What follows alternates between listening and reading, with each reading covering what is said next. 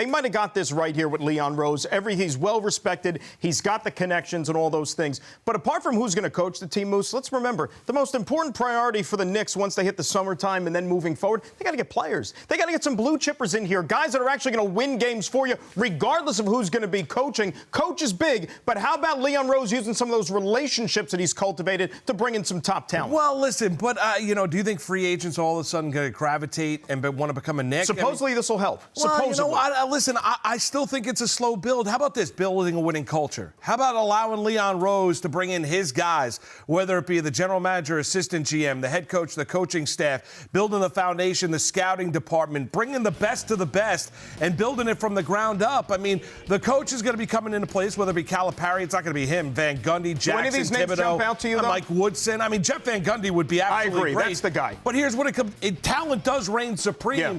But, Dan, the Knicks fan can't be sold about the next Messiah walking through that door. That's not going to be the case. I don't want to hear about Giannis. I don't want to hear about guys down the line. What it comes down to now are the Knicks are operating basically like a mid to a low market team. And what I mean by that is even though they play in New York City, they're not a place where guys are gravitating to because they don't win. So it's going to have to be draft, develop, get better. Look at a place like Milwaukee, right? They're the best team in the league right now, and that's not a big market, but they have a culture which is branded on winning. And look, Mike Budenholzer was a great pick going over there for them. He's not a slam dunk like what we would term as a sexy for the Knicks coaching job. hire. He interviewed and they decided to go another direction again. But you don't need to hit a home run just because he maybe has that name value, like you see Mark Jackson's name there. Van Gundy would be interesting, but he's been away from the game for 13 years. I think all those names that we showed there have their pluses and their minuses. But I agree with you. It's going to be something that is almost like baby steps here because they haven't won in so long. They've been doing things wrong for so many years. And no matter what guy that they're going to, it's going to be Leon Rose here, whoever they pick to be the head coach, if you're ownership, Moose,